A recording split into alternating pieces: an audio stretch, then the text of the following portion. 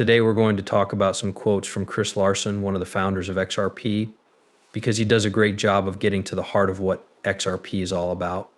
And that's why XRP might really take off in 2025 with all the great news we've been getting lately. This is what we're going to talk about in the next film. We're going to talk about Chris Larsson, some stuff with Brad Garlinghouse, and I'll give you my forecast for XRP is based on everything we've talked about in the last few posts. So first and foremost, I want to go over this interview from a little while ago. Then we'll go over every other interview from more recently so that you can get a sense of what really happened before XRP, where their future project really is and why it's going to blow up. Let's start with this clip right here. We're going to talk about the material on bills as we talk about recent improvements in payments, but I thought it might be helpful to start by going back to the early days of XRP Ripple with Chris.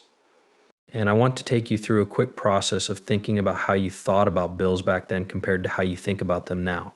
You can work together on that one. Now it's your turn, Chris.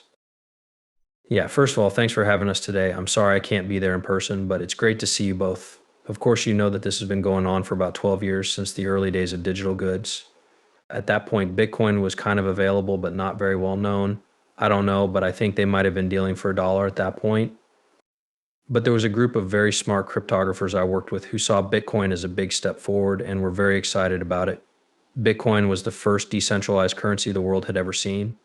However, we are bothered by some parts of it that we hold to be outdated, like how much energy it takes to authorize deals. So we thought we could make Bitcoin better, which was one of the things that got the group going in the beginning. I say going back to the beginning, but I think it was really just the idea that the venue should have an online, non-government foreign currency that can reach anywhere in the world. I don't think it got to the point where it is now, where it is definitely aimed at moving cross-border payments like bills and well-known. It turned into more of an idea that it would be good for the world to have a non-government currency that wasn't controlled by everyone. And that's pretty much what the business as a whole thought, which I think is a very powerful factor in the source of everything else that comes from it. Yeah, that's really true. And that's really exciting because, as Chris Larsson said, XRP has changed a lot since the original idea, but it can still do that, which I think makes it a very special coin. That's the great thing about being able to set different currencies. You can really make it fit any niche you want, or you can make it very big and do a lot of different things in one system like XRP does. Then I thought about the fact that Chris Larsson is still the government chairman for Ripple and XRP and still makes most of the decisions. I do believe that this is a lot of what we'll see in the future for XRP as well as XLM. This is something he is focusing on more these days because he wants to focus on store buyers even more, which is what XLM helps him do. Indeed, this is a good reason why I also believe it is good to be worried about both XLM and XRP. But this really does show how useful XRP could be in today's world, where there is a clear regulatory system and a lot of experienced cryptocurrency law enforcement officers. Let's take a quick break from the video now. A quick shout out to Pew, the most popular video sponsor there and the best stock, cryptocurrency, and foreign exchange market, where you can access some truly unique features all on one platform. Their cell phone skills are really impressive. They have a network tool that lets you look at different contributors and easily copy and trade people, among other cool features. If only we could see this from their phone app. They also have a market watch where you can read news about what's going on. You could even go here and see that the reviews are really good. There are also some amazing imitation buyers on there who will show you all of their best returns from right here. You may also notice that you can create a test account, which is a useful tool for learning how to trade Forex shares or cryptocurrency, no matter which one you choose. They also have some unique trading pairs that you can see among the many currencies that can be used on this site. Of course, you can choose to see only certain marks if you want to keep an eye on them all in one place. You could also get shares in the Forex crypto multi-purpose area. It's one of the best platforms that lets you do this in a demo account too. So I think they might be in a great exchange. All of you men should test them against each other and let me know what you think. Additionally, there is a site for buying and selling futures that looks really good as well. Here is an example of one of their trade pairs. You can see a host on the screen right now. Yes, please click on the link below to sign up for Prime. What do you guys think? Let's go back to the video. With that said, there's another great clip of Chris Larsson talking that I want to show you guys again.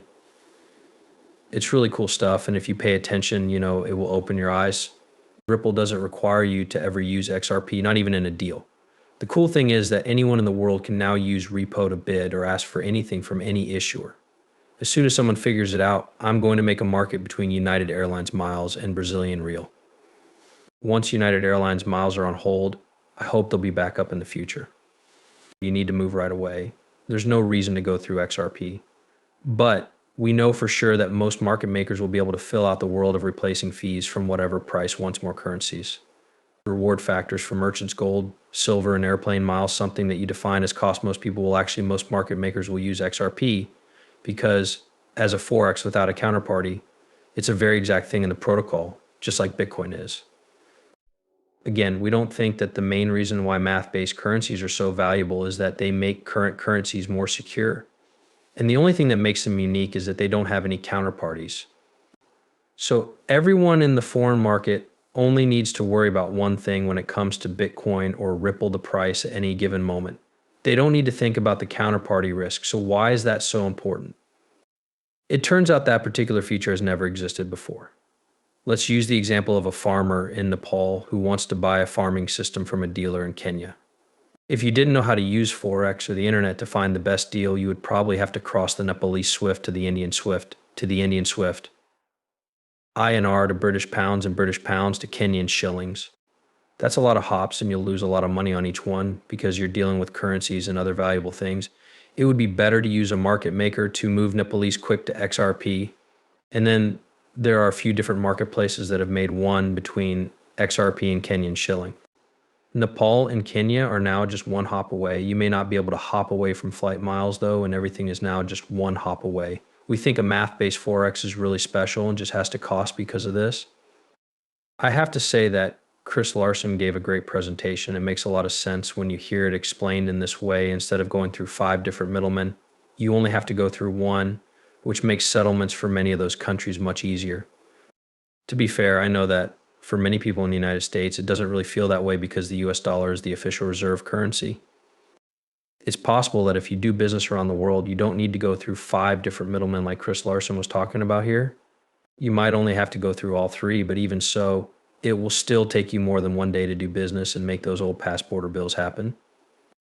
So there is a huge value offer here based on what he's saying, and I think understanding how it works is definitely important to understand why XRP is so important to meet the needs of these unique countries around the world.